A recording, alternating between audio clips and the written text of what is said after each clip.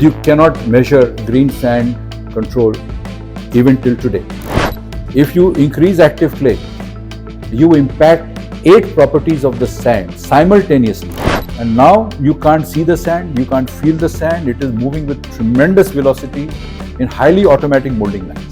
With the current access to technology that they have, how should they be testing today? What is, in your opinion, what's the best way to test? I think that we are on the forefront of technology transformation in the industry. How do you handle a 20-year experienced guy leaving your foundry tomorrow, even with a 60-day notice? Please summarize Sandman in one line for me, or maybe a couple of lines. Like at its core, what does it do for a foundry? Are you ready to understand and embrace technology? Is the question that every foundryman should ask. The most dangerous type of waste is that which we do not recognize.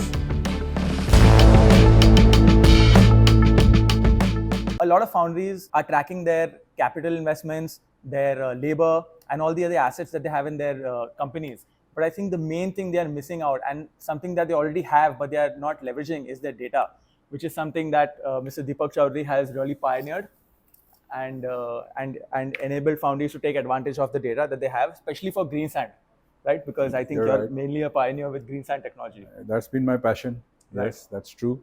Right. So Mr. Deepak Chowdhary is, of course, very well known. He is the founder and chairman of MPM, and very recently Sandman, which is mainly what we are here to talk about today. Right? Right. Take it the way you want to. So thank you for having us. Yeah. It's a real pleasure to be here. And let's just start with your background. So I recall that you told me you moved here when you were about 33 from Mumbai. Yes. And at that time you were doing a lot of trading, a lot of selling various various products. Correct. True. But you primarily started and you focused on the foundry industry here when you came to Nagpur. No, not. I would just correct you there. I started in the foundry industry out of college in 1979, as I told you. Okay. Where I had pioneered the product hydrocarbon based additive for green sand systems as a first generation entrepreneur, by the way. Right. To improve the surface finish of castings and to prevent casting defects related to sand. That was the start. So 79 to date has been almost 45 years now. Okay. In this industry. It's been a long time. Right. Yeah. And coming back to that, green sand is also a technology as old as the sands of time. Yes. To especially be innovating with green sand, even till this date, is already pioneering work.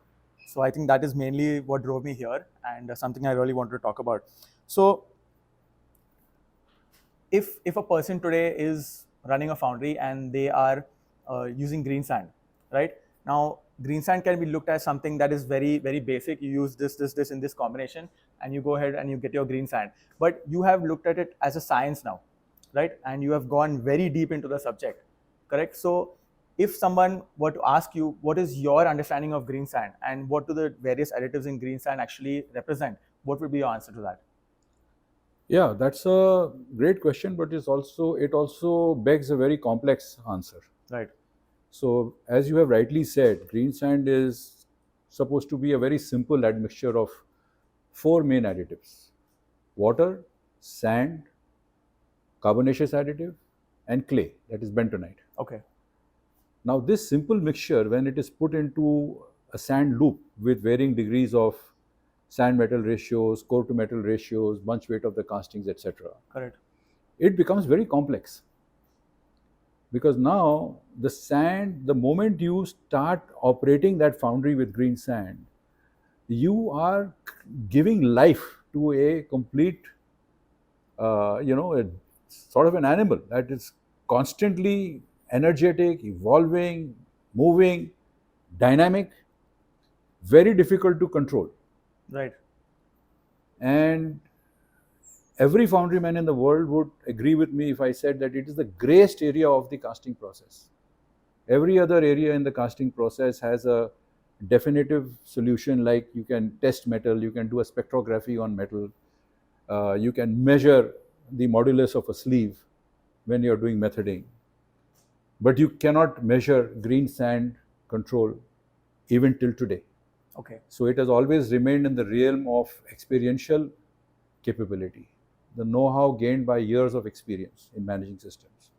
So by the same definition, it was always also called an art.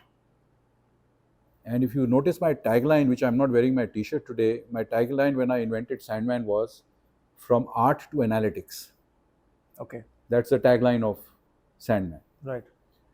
Because this art form, while it was necessary in those days when Foundrymen did not have the benefit of the concept even of analytics as it has developed in the last 10 years, and on which I was the cusp of in 2011 when I looked at data analytics as a solution for what I was doing as an experiential foundryman, understanding the fundamental data of some sand samples which I used to collect from foundries and give them predictions and even a human interface prescription of what they should do even if they were 1,000 kilometers away to help them reduce certain aspects of their defects. Right. And which became very successful for me and actually propelled me into the level I was and still am today as a recognized foundryman in this industry. Right. This was not possible because there was no data capturing, collation, authentication. So if you permit me to just give you more insight into this, that even today most foundrymen in the world, I would say, right, have a linear relationship with data, with the sand properties. So we have blowhole, they will normally see what is the moisture content of the sand. Or if there's scab, they will see is my active clay very high. But as I show when I demonstrate Sandman in the matrix of the interrelationship of properties, if you increase active clay, you impact 8 properties of the sand simultaneously. Okay, because they are all correlated. They are all correlated. Right. In less or more positive or negative correlation is a different aspect, but they are correlated. So if anybody thinks that he's just adding 1 kg of bentonite into the system, he's increasing, and by that he will get a higher active clay, for sure he will. But he might also get a higher GCS, he might also get a higher WTS, he might also get more dead clay. So there can be pros and cons, which is very difficult to understand on a human interface level, right? Because now you are going into multilinear relationships, multivariate relationships. And that is not possible by the human brain anymore. So to give you a concept of where I look at this industry and the sand systems, which I have evolved over these 45 years, I also had some sort of linear and multilinear relationships, but maximum 2 or 3. But what has really evolved and what has compounded this need to understand the sand system better as a science. In the earlier days, a 500-ton foundry per month was considered to be a big foundry. Okay. Today, the entry level is probably 3,000 and 5,000 is considered to be a medium-sized foundry.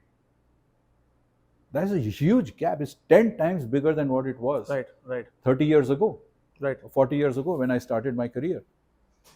The systems were what jolt squeeze, that duck, duck, duck, duck, duck. And now you can't see the sand, you can't feel the sand. It is moving with tremendous velocity in highly automatic molding lines. Would you say the reason for this upgrade in a medium foundry now going from 500 to 3,000, 5,000 would be conversion of an art to a science in many ways? Yeah, I mean, I felt even in those days that we need to have a scientific approach on how to handle green sand systems, because the sand still produces defects. Correct.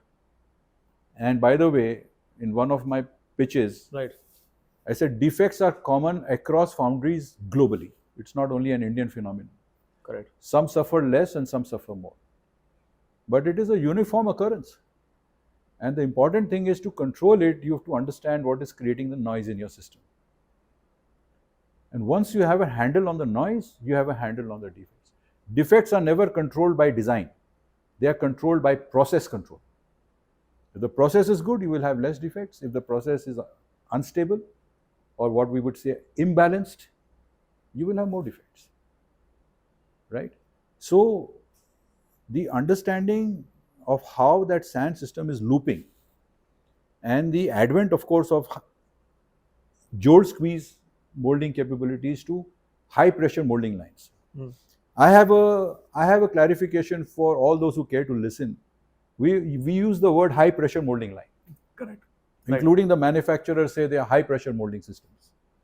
I say they are high pressure, but they are high density molding systems. Why do I say that? Because when you subject that sand into high compaction pressure, you are increasing the density of the mold. Right. So when you articulate the process of the molding from pressure to density, you completely change the understanding of how you have to deal with sand. Right. Right? High pressure by itself has no definition except that you are exerting pressure. Correct. But density, then you try to understand how much is the permeability, what is the received distribution of my sand in that mold, Right. how is that mold going to behave Right. when it is subjected to heat, to the generation of gases, etc. Right. This is what starts a person thinking. So what I say is that you first articulate the problem statement or you define the process clearly. Once the definition is clear, then you understand how to deal with it. Then you add all the, what I told you about the simple mixture going through various metamorphoses because of the changing system. Correct. Can you imagine how much you are compounding that green sand, that simple black looking sand which we call green sand, Correct, into such a complex phenomena? correct, And people might say I'm overstating it, but I'm not overstating it. Because if foundries realize that a 1% rejection in a 5,000 ton per month foundry translates to approximately 75 lakhs per percent, into 5,000 tons is 3.75 crores approximately that can be saved by 1% saving. It's a 5,000 ton per month foundry we are talking about, let's say. right, But the definition is not about the loss. The loss is just to shock you into thinking, what am I losing because I am not controlling my process? But a process control manager is not going to be thinking about the loss that is going to happen at the end of the cycle. correct. He wants to run that process in such a smooth way that it is humming along. Correct. Right? When you drive a car, a great car, if you're driving, whether it's a Mercedes or a Rolls Royce or whatever it is, or you're in a plane, what are you looking for? You're just looking for a smooth ride without any Hiccups. on the way. Right. Right? Especially when you're flying, right? Correct. So you also said something that was very powerful. You said that you would term high pressure molding as high density molding. Yes. Correct? Yes. And the reason you would term it as that is because when you compact sand to that strength, right? Are we really testing for those properties in our labs? Because I think that is something that You could ask me that question and I would answer very clearly that unfortunately, up to date, things are changing, but up to date, Foundrymen never had the luxury of very precise measuring instrumentations. Point number one. right, Point number two, they have never had the luxury of going from the sanitized laboratory conditions of test methodology to actual thermophysio loading of the sand, real world conditions, which happens in the real world on the foundry shop floor. right, And there's a big gap Right. between these two things. And just to illustrate, when we were talking and I mentioned to you that if Correct. you just take a small simple test like permeability, right? correct, And you say I've got 130 permeability, I should be doing fine. Why am I having blowholes? Right?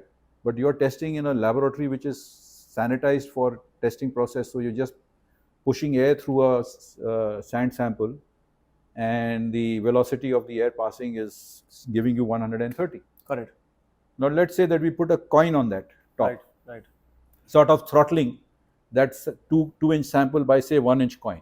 correct. Does the permeability drop? What do you think?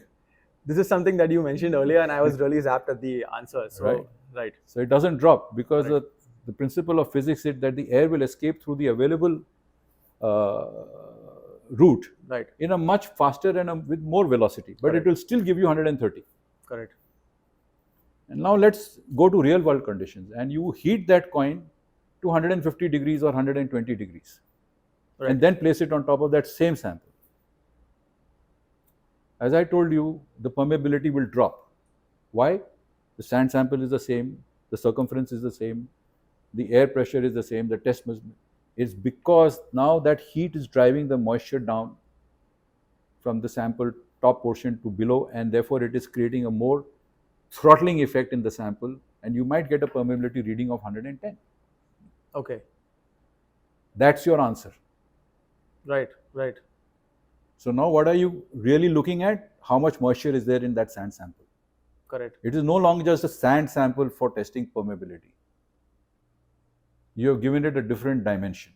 And what if people are taking actual inputs from that system that they're testing on, and they're making changes on that green sand? It's almost like, you know, you're getting a wrong reading. Yeah. It's like a wrong diagnosis, and you're giving someone a cure Yeah. for a disease they don't have. Yes, it is. It is actually, I would not use the word wrong diagnosis because it is not happening by design. For, as I told you, I qualified my statement by saying that Foundrymen have never had the luxury of having thermophysio capabilities to evaluate testing, the testing. It is not the fault of the user. It's Correct. actually the lack of the technology maturing to that level where you can actually load the test sample of the lab under actual thermophysio conditions. Correct. And then get your answers, right? So for example, these things are happening in the foundry world. For example, there are developments taking place where you can test a cookie of sand is being pioneered by gentlemen by foundry technologist by the name of Dr. Ramratan in Western Michigan in US, where he loads the sample at almost 1400 degrees C. You can exactly know at what level the resin is breaking. Okay. So you can actually qualify that sample and the resin precisely before you make more defects. Correct. So a lot of things are changing in the foundry world, but they will take time for it to filter down to foundrymen. To become mainstream. Yeah, Right. so ideas can be only translated when somebody takes it and brings it into instrumentation. Correct. Right. That sometimes takes a lot of time, but many changes will happen, and there are many machine manufacturers who are also looking at it very progressively and trying to do many tests so that there's a saving in time plus actual working conditions are mimicked. Right. All these machines are designed to compact a volume of sand into a mold. Correct. So they are molding machines, and Very I true. say they are compaction machines. Correct. You can term it in whatever term. To make it highly simple. sophisticated, Right. highly automated, very precise. Those are the qualifications of that engineering that goes behind it. But ultimately, they are designed to deliver a compacted mold to the line in which you will pour metal and produce a casting. Correct. But the mold is going to decide the fate of the castings, not the machine.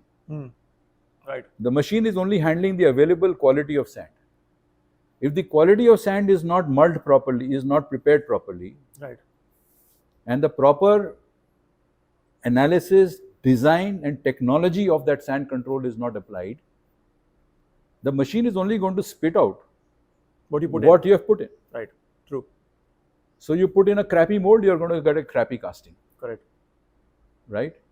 So these are the things that we need to understand, define. What exactly are we looking for an output from that machine?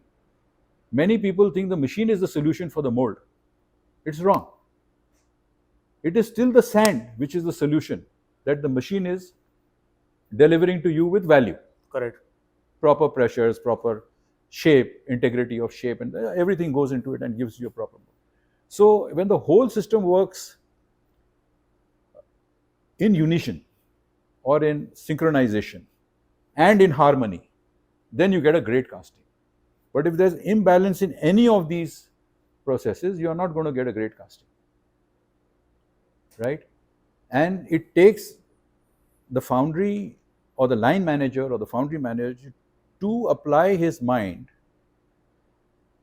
to the design of the system's operation rather than doing the micromanaging of the sand. Correct. Is what I always say. Because the heavy lifting doesn't have to be done by you with modern technologies like SANDMAN. We take care of all that. Correct. We give the prescription of what the next mix should be with a 0.7 RMSE. With that kind of accuracy, right? Correct. So why do you need to do this micromanagement and heavy lifting, right? When you drive a Mercedes or you drive any good car on the road nowadays, almost all the cars are reaching certain levels of performance. Right. right? You're not looking at what is the compression ratio of the carburetor and all that kind of stuff, or Correct. the piston. You don't even have to get into it. You don't even have to get into it. You need to drive carefully. Right. You need to plan your route, right? And make sure that you stay in your lane. Right. And don't jump signals. Correct. Right? Don't create a noise while you're driving. Similarly, when you're doing sand preparation, don't create a noise. Is all I'm saying. Correct. Once that is understood, when the problem definition is clear, and let me tell you that I completely disagree with any person who says I don't have the ability to understand what the system is. Everybody in their heart knows, every foundry manager in his heart knows what is going wrong with the system. Important thing is, does he give himself the time to understand the system rather than get lost in the micromanaging of the system? Correct. So you mean what is lacking is a foundry manager going above like an eagle and looking at all the processes and then deciding what they should actually do? Yeah. Okay. Yeah. Right. Now, if I am chairman of my company, correct, and I go to my purchase manager and say, what was the price of coal today? Correct. And what is the index of coal? I mean, I am just getting lost in the process. Nitty-gritty. But if I tell my accounts manager that send me all the checks that you prepare for my signature, correct, then I will spend 1 hour a day just signing checks. Right. Right. I don't need to do that. I have to Correct. trust something. I have to trust a process. I have to trust an audit. Whatever it is, I have to do that so that I am kept free.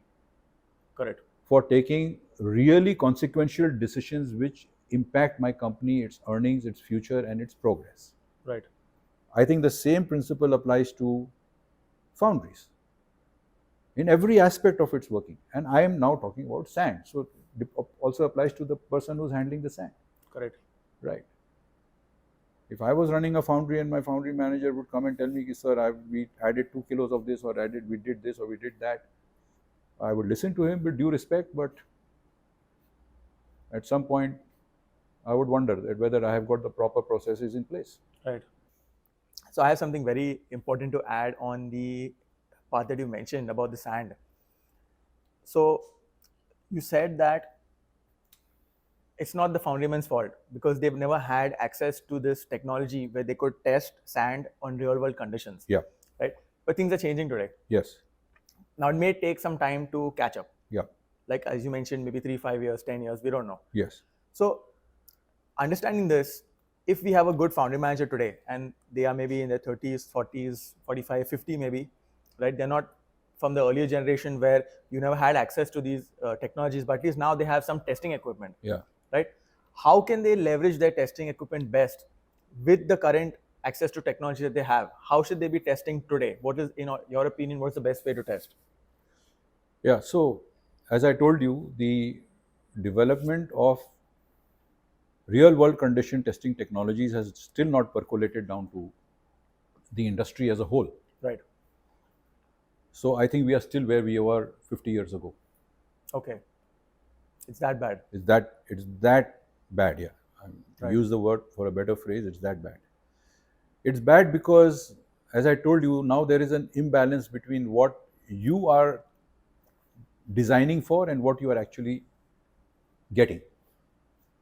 So you're designing for a sand system based on sanitized laboratory conditions, and you are getting performance based on real world conditions in the sand mold, which is highly dense, much denser than what you were used to before, which is highly intricate because patterns are becoming more intricate. The integrity of the mold has becoming more demanding. So your disadvantage between what you have and what you are designing for, the arbitrage gap has increased rather than decreased. Okay. Even if you had all the sophisticated equipment we are talking about, and you still do not understand why bentonite performs the way it does, or what should be the test that should be conducted on the bentonite in order to understand its balance and performance in a sand system, you have still not touched the surface of control. As I said, once again, we have testing processes which are age old. We have parameter checkings which are age old. So I have actually tried my level best to see that I keep on talking about the technology of the usage of my materials. I delivered my first, I actually delivered a presentation on the role of carbonaceous additives, a paper which is referred to even today in 2008 in Chennai, and it is there on the net. Right. And then I subsequently delivered another paper on the same subject, but with enhanced information, is the role of carbonaceous additives and the role of total carbon in the sand system. Right.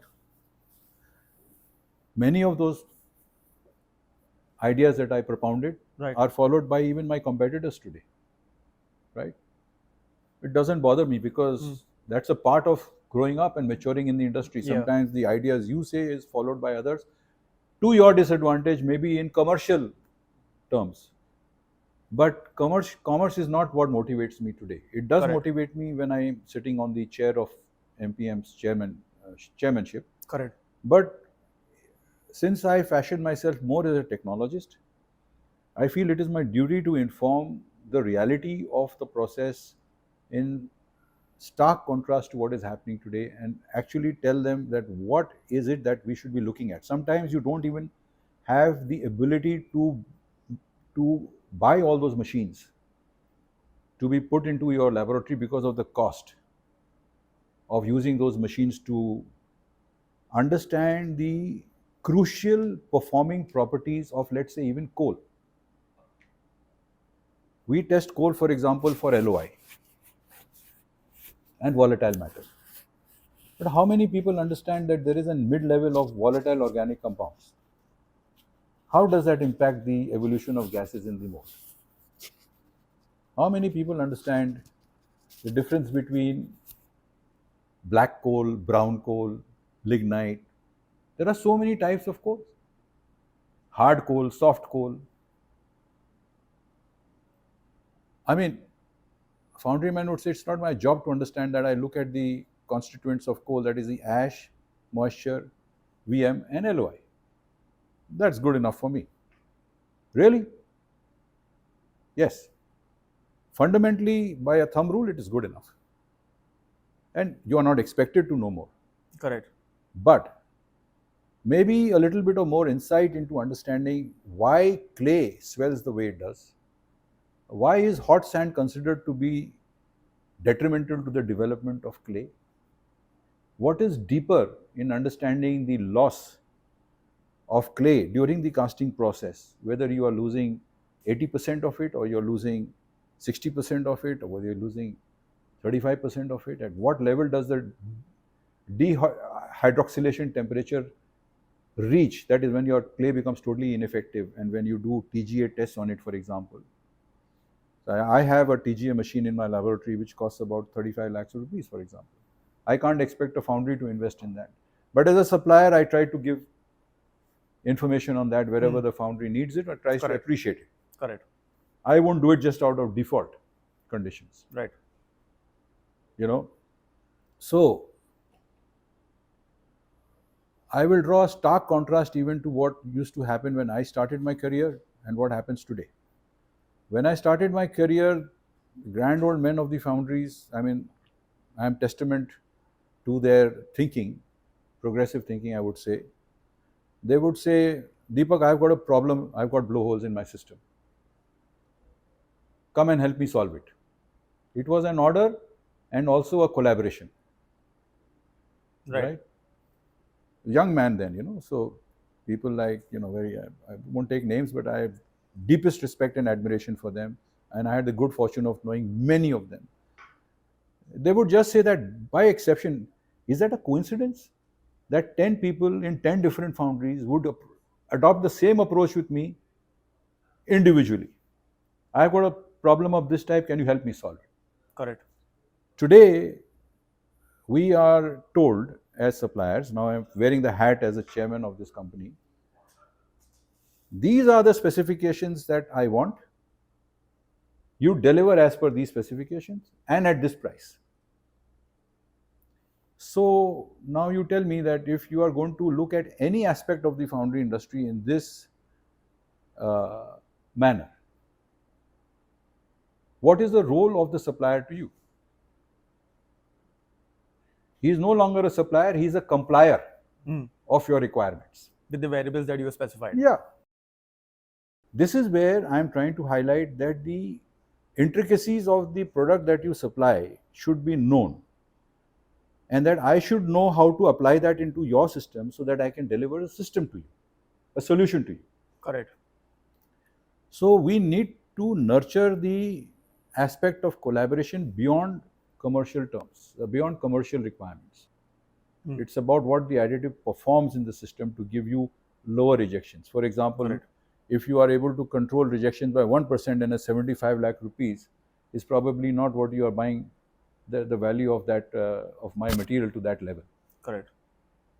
So if you look at the macro of the entire functioning, you can be much more efficient, and that is what Sandman is all about. We become agnostic to man, material, and machines. I don't care whose material you are using. Correct. I don't care which machine it is being applied to, and I don't care who's applying it, as long as you are following it as per the process that you need to apply it. Like you're using your iPhone, you have to use it in the way it is supposed to be used, right?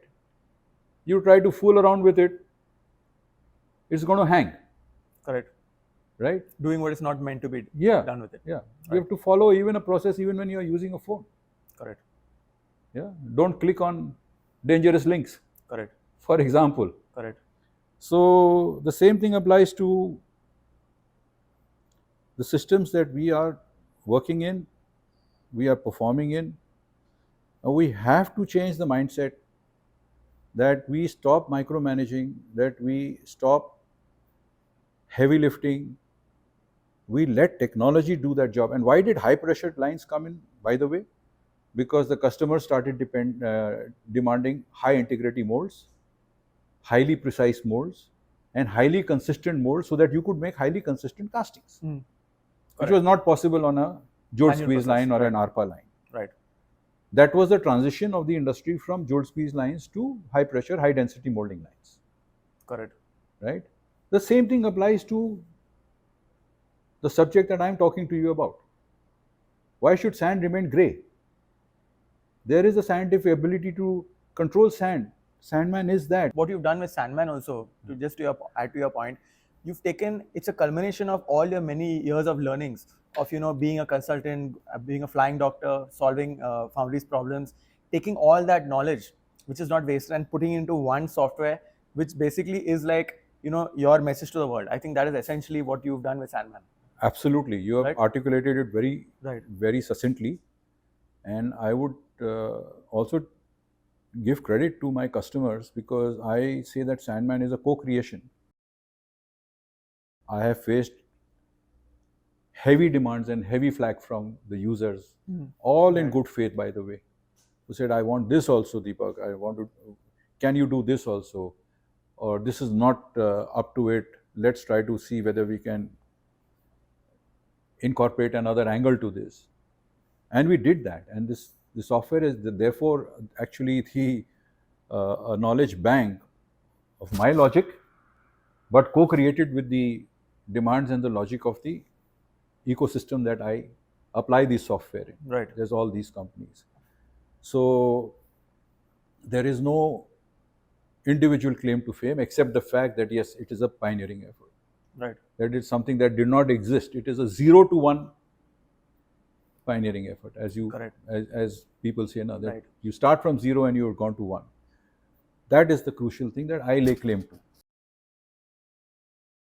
I think that we are on the forefront of technology transformation in the industry, but not to sound that that I am doing it only to sell my product, but it is basically to give a concept of the effort that is going in taking away the daily, repetitive, and inefficient methodologies of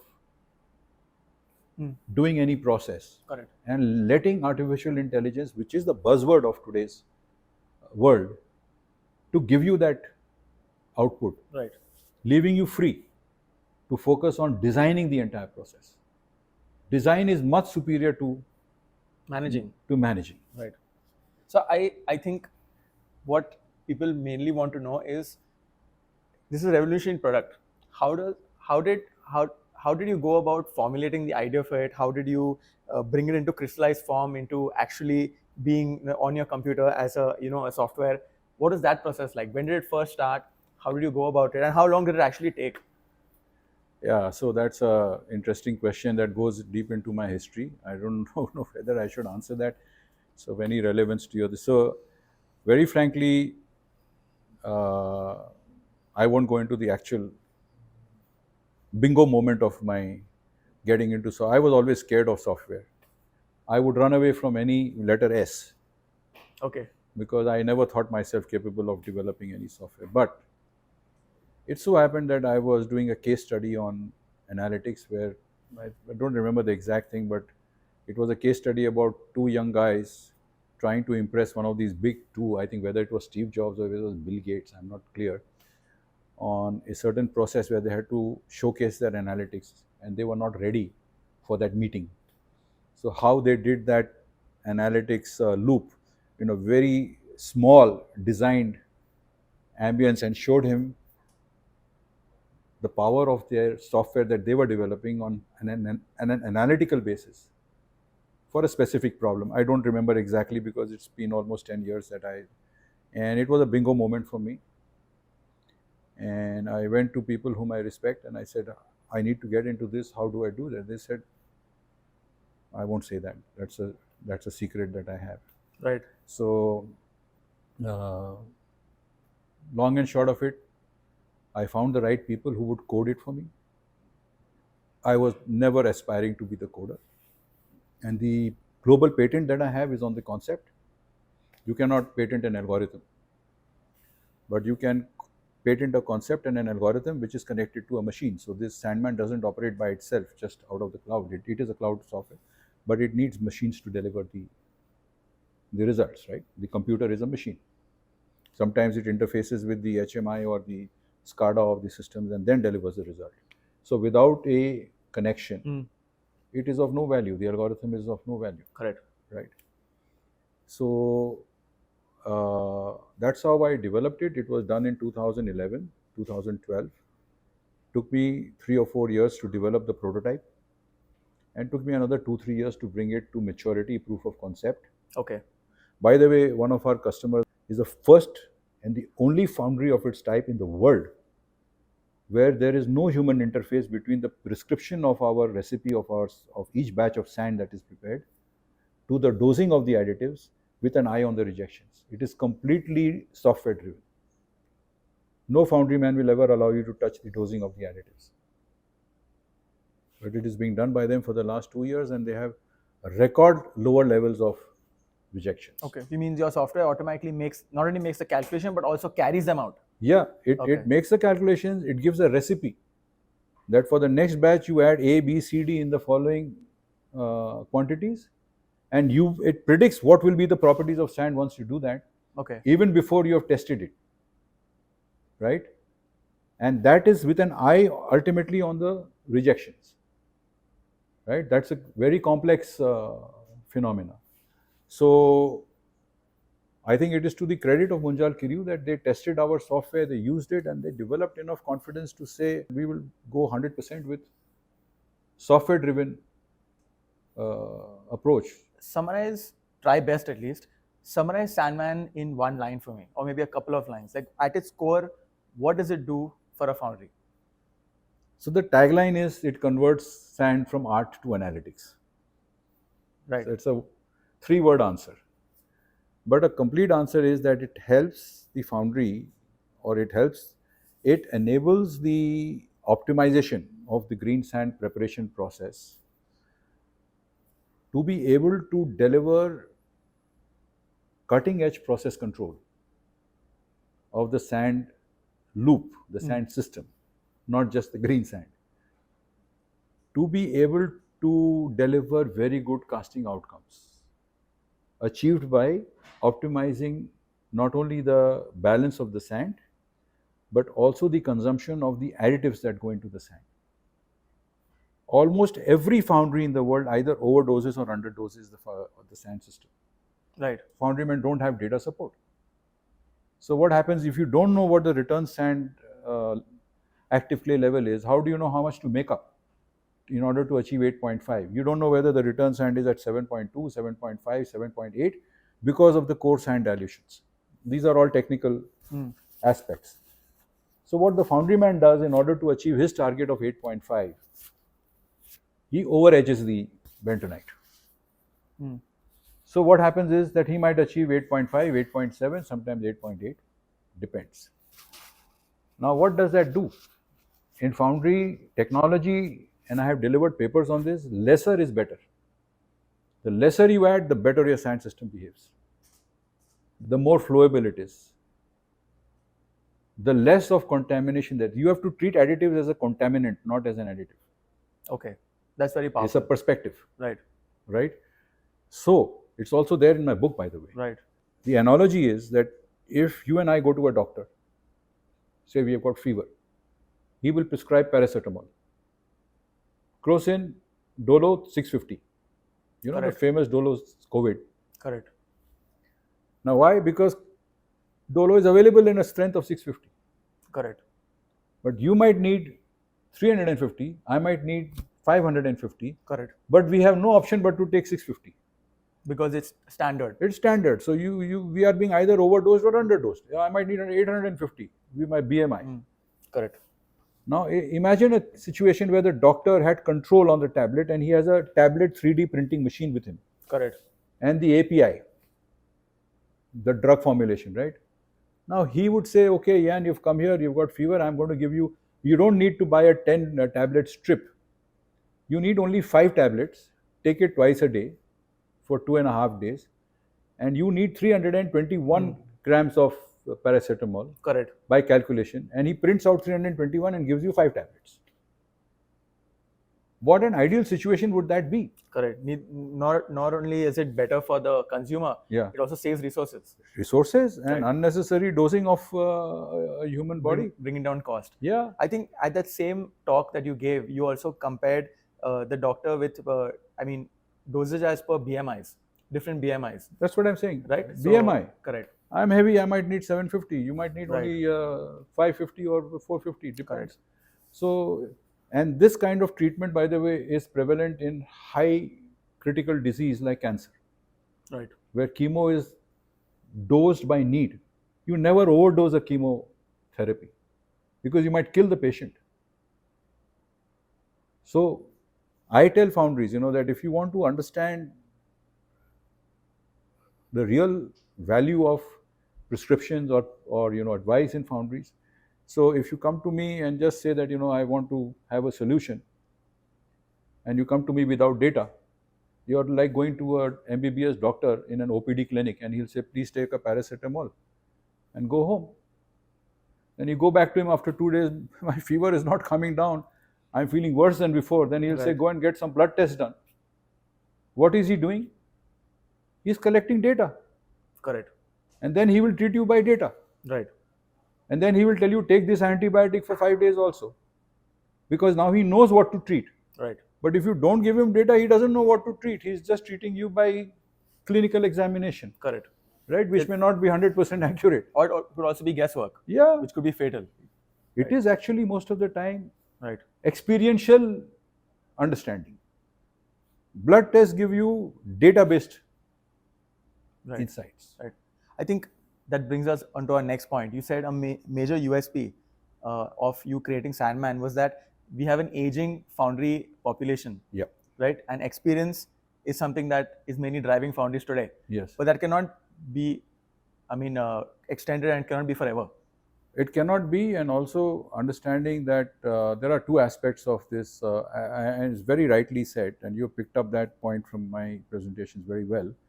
It's a very crucial point, and this is starkly understood in the States where I go, because there is an aging senior management population there. They understand that because there also foundries are 100 years old. Right. Unlike in India, there are very few foundries that are 100 years old. Over there are many foundry groups, etc., which are 100 years, 75 years, 125 years. Now they have got people just don't leave and go. They normally stick to the job. They have high value. Correct. This used to be there in Indian foundries also, until say about 20 years ago. Correct. Now there is a constant churn of people because of more opportunities, more different kinds of experiences. It's also the culture today. The culture also, Right. maybe I would say, okay, fine, culture, or maybe they want different experiences. Right. The fact remains that there is a churn. How do you handle a 20-year experienced guy leaving your foundry tomorrow, even with a 60-day notice? Is he going to transfer 20 years experience in 60 days? That too in the absence of annotations. Yeah, 20 years to transfer in 60 days, very difficult to do that. Right. Especially when the guy who's expected to transfer doesn't have an annotation or a notation system where he can actually transfer everything, and he should be inclined to do that also. Yeah. Many people don't transfer experience, I let me think tell you. That's the main one. Yeah, it's an uncomfortable fact, but it is a fact. Right. You got to love the guy whom you're transferring to in order to transfer your experience to him. You also have to be really loyal to the company, in which case you wouldn't be leaving in some cases. Not necessarily. There are times when you have to retire, when you... Right. I wouldn't go into the personal aspect, but yes, you have to really love the guy or really be interested. And as you said, to even love your company or feel that sense of responsibility to transfer it. But it's also physically not possible. Correct. So Sandman, for example, has a module which is an annotation-based module. So we annotate the experience of the foundry on a daily basis. On every single aspect, we encourage them to put an annotation. That we will transfer to artificial, and where you ask the software, when did I have blowholes more than 5% and what did I do to resolve them? I'll give you an answer. That's going into the future. But today it will at least give you clear marks on run charts and line charts and everything, process control charts. What were the times you had blowholes and what was the after and before effect of certain changes that you made in the system. Correct. This is of crucial importance where you institutionalize experience rather than rely on personal experience. You know, whether it's you or me or anybody. Correct. I think that is necessary as we go forward. It's a very big USP. Yeah. So I think I want to talk about, probably give us some good case studies where you've gone in, implemented Sandman, right, and you could see a very good change. Maybe if you have numbers, metrics, or maybe whatever change that you could observe where there was a proper implementation and what exactly it can do for foundries who actually take it seriously. So there are many instances, but things which I will tell you which stand out in a complete stark contrast to, I mean, in stark, what do you say, effect. I remember we had a case when we were implementing, Sandman was being implemented and they were having scab defects. And we were sitting across, all of us across the table, and Sandman predicted that you need to control the pH value of the sand. pH was being tested, but everybody across the table said, I mean, Mr. Chowdhary, I mean, are you serious? We just test pH because we tested. I mean, I never imagined that pH has any relationship with scab. Okay. I said, but sir, this is a highly sensitive algorithm. It is showing it as the most influencing factor for scab. Correct. Why not give it a shot? So how do we do it? So then we go into domain. So either you add a little more soda ash to the system, right? Or you analyze what is acidic, like, you know, more coarse sand going into the system, whatever it is, and try to increase the pH value to 9, which they did. The scab disappeared within 2 days. Amazing. Amazing. These are the kind of vignettes or insights, or like, take for example, something which surprised us also, we have a variable compactability control algorithm, which is one of its, only of its kind in the world again. We have a patent on that. Now, compactability is controlled by the ambient, by the actual temperatures and humidity of the sand, and by many other factors, which people don't know and they don't understand. And they think, you know, most foundries, you will be surprised, the compactability control is a straight line. I call that a dead man's line. It's only a dead man who has no heartbeat. Correct. There has to be a heartbeat in the system. If somebody gives me a straight line, I'll say you're doing something wrong or you're fudging the system. Correct. Right. So we we implemented variable compatibility control, and the foundry, I think, I won't name the foundry, in one foundry, and we found that blowholes reduced by over 72, 50 or 72% just by tweaking the compactability by 0.5. And can you imagine that foundries do not even touch compactability for a week at a stretch? You've got 45 now, and let's say it rains, and your compactability is not going to be the same on the mold. So your performance will also not be the same. You need to embrace technology, not leverage technology. Technology is available for leveraging. What is missing is your embrace of technology. So what I say is embrace technology. Technology doesn't happen because it's available. A lot of technology is available. And everyone can wax eloquent that my technology is the best. Are you ready to understand and embrace technology? This is the question that every foundryman should ask himself or herself. Correct. What really amazes me, and I think that if I was to talk to foundries on a very personal level, how many foundries have an artificial intelligence driven organization meeting at least once a month in their foundries? As to the use cases that could be, or just coming to in. understand what is this, and not the buzzwords, you know. Right. Most of the time when we talk about artificial intelligence on foundry platforms and this thing, that's not really true. Artificial intelligence only when you mimic the human intelligence. Like for example, our sand mix algorithm, where we give a recipe of the sand before it is mixed. Now that is based on all the data that we have, we make a prediction of the recipe, right?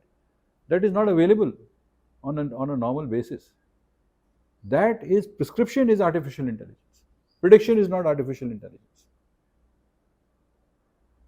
Machine learning is towards artificial, is virtual artificial, but not true artificial intelligence.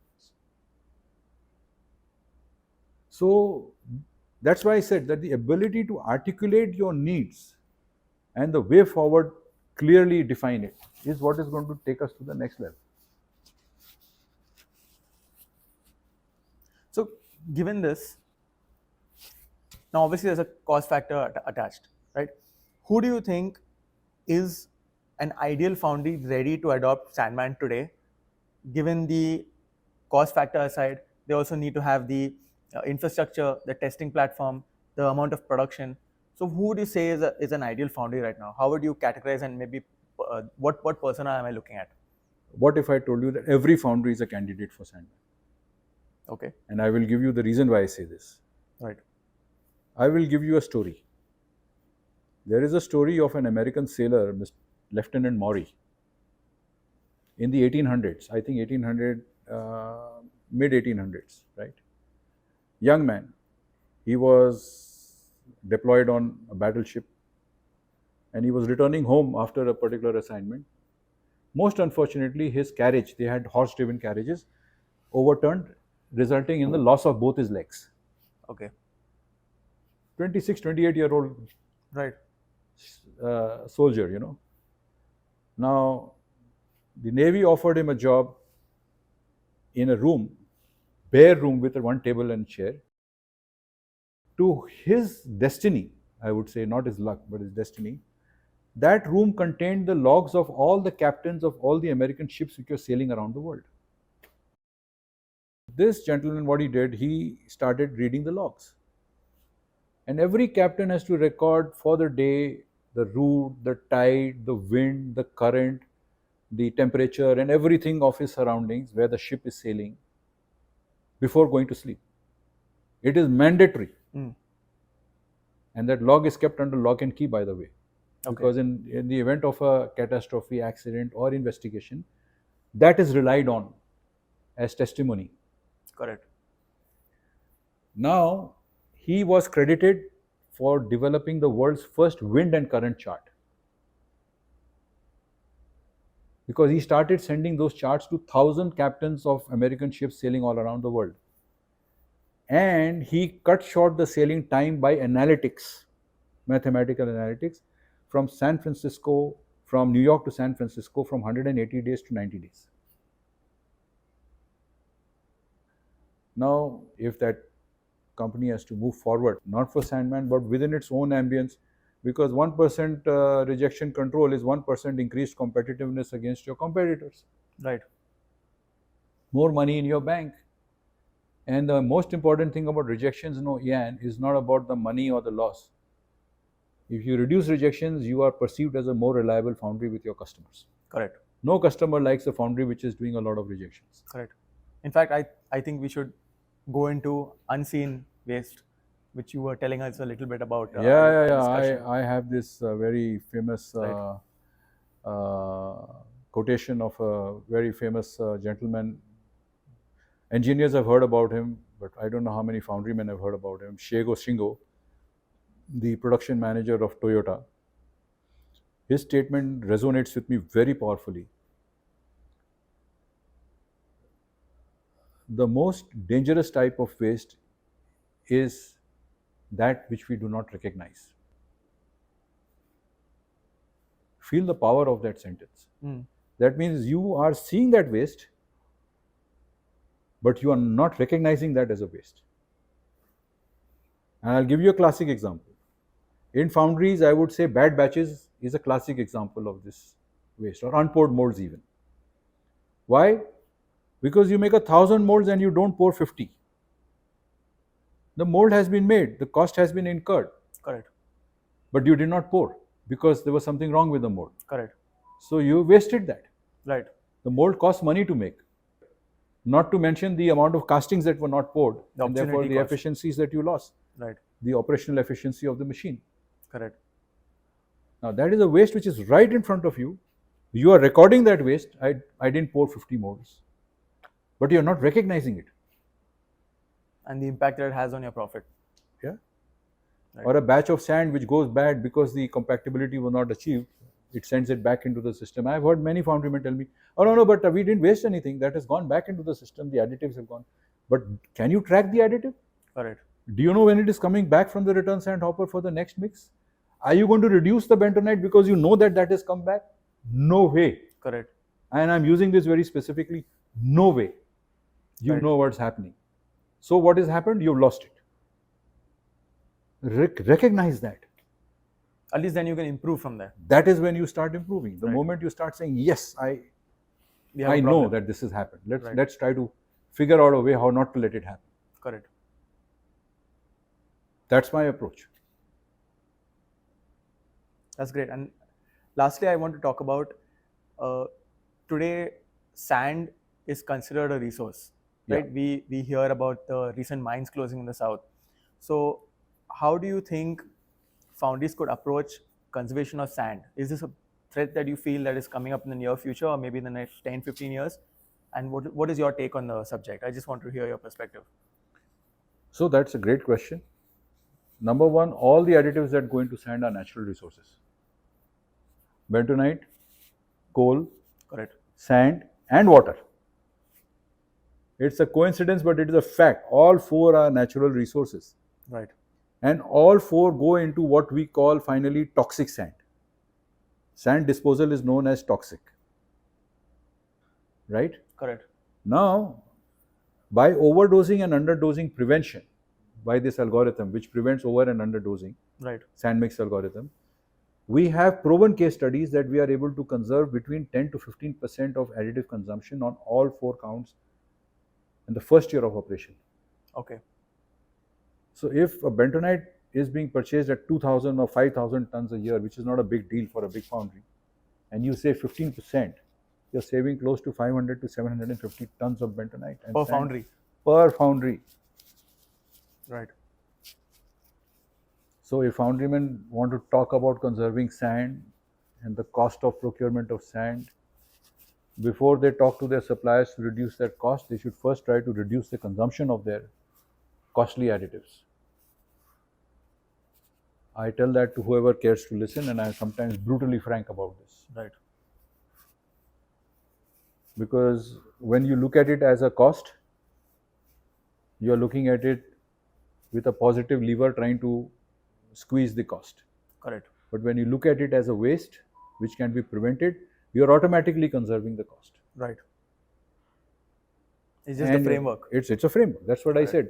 The articulation of the problem leads to a great solution. Amazing. I definitely learned a lot.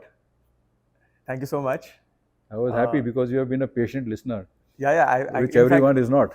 In fact, I've been always coming up with a rebuttal to whatever you said earlier. And this, I think, one of the few podcasts where I've not had to look at the script. I think I just glanced down a couple of times just to make sure we are on track, and everything flowed really well. We finally reached the end, and I'd like to ask you: is there anything that you think we missed out that you would like to add? Oh no, I think I'm also very happy that you have started this initiative of podcasts, which I think will bring great value, because you will be talking to many people like me, smarter than me, more experienced than me also, and some people who would like to be at that level. And from each podcast, I expect people to learn from the experiences of others. I don't need to add much. I only need to reiterate that every single book that you read, every single hearing that you have, from whomsoever it may be, brings a lesson in realization of what could be improved in our lives, in our professional lives, in our personal lives, and in the way we look at things. Correct. And if I was to say that the essence of my discussion here, it's not about my product or my journey, etc., but if I was to distill the experience, again, let's say in a single line or statement, is always about articulating the problem, defining the parameters in which you want to operate and want to see, to enable you to arrive at the right answer and the right solution. A wrong articulation will get you wrong results. A considered articulation will always get you good results. You have to have a problem statement in order to have an answer to that problem. So what I'm essentially trying to say, that if the problem is not defined or articulated accurately, you are still a little further away from your answer solution. Correct. And my life journey, and as I go along, I'm realizing more and more that the real advancement is not about technology, because that is going to advance whether you and I are here around here or not. Correct. There are people who are going to keep on touching the frontiers of technology and beyond. Correct. What is important is finally is how do we embrace the fact that technology is evolving, and that we need to evolve along with it, and that we need to get on board with it, and where we don't understand it, we have to try to understand it, by not just thinking, oh, how do I understand data analytics? That is not embracing technology. How do I need to first articulate my problem statement and then bring the power of modern analytics, etc., to solve it?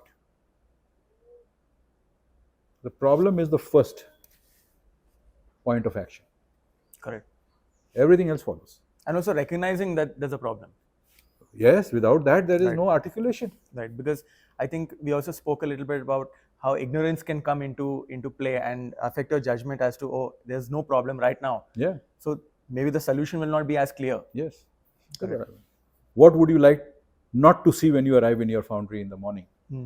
Yeah, as you asked me, my rejections are only X, Y, Z. Yeah, when people use the word only 5%, I mean, that really sends a question mark. Question. Right. That's great. Yeah. So I think before closing, you have some CSR activities that are going on. I just like you to highlight. Oh yeah, that's a wonderful point. So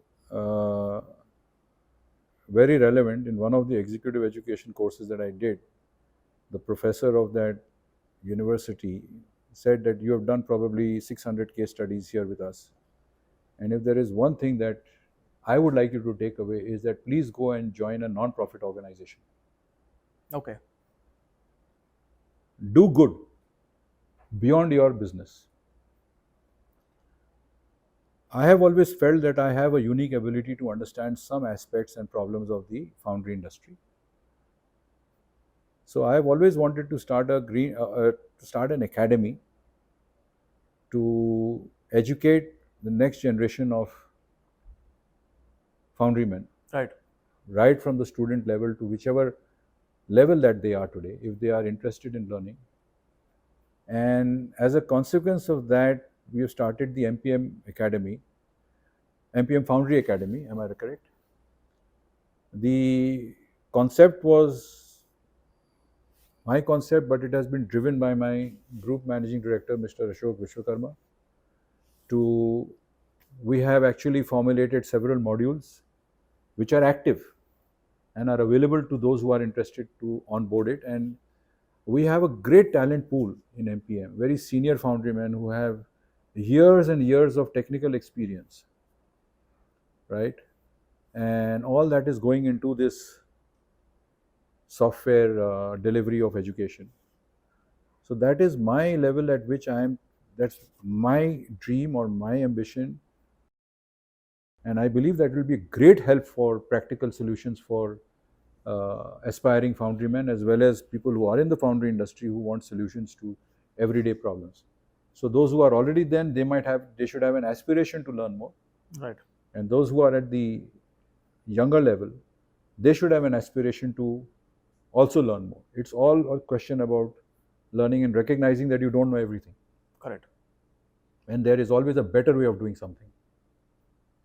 Correct. Right. We may not be the best, but we will certainly deliver on a corporate responsibility basis whatever we know. Correct. So that the skill set of the succeeding generations at least continues to develop and that we have a role to play in it. Right. We will always look at it with pride. And not only will we develop that generation, I think somewhere along that line, people will remember the good that we have done. Right. Right. So that is what we are doing. Yeah. So thank you for listening. Thank you, Mr. Chowdhary, for your time. Thank you, Ian. Right, and for Thank sharing you your for being experience. And here. It's been a pleasure. You can where can we find your book? On Amazon. On Amazon, yeah. So Yeah. we'll put the link probably below, and you guys can check it out. Yeah. That's good. Thank you so much for listening, guys. And Thank you. yeah, thank you. Thank you, everybody.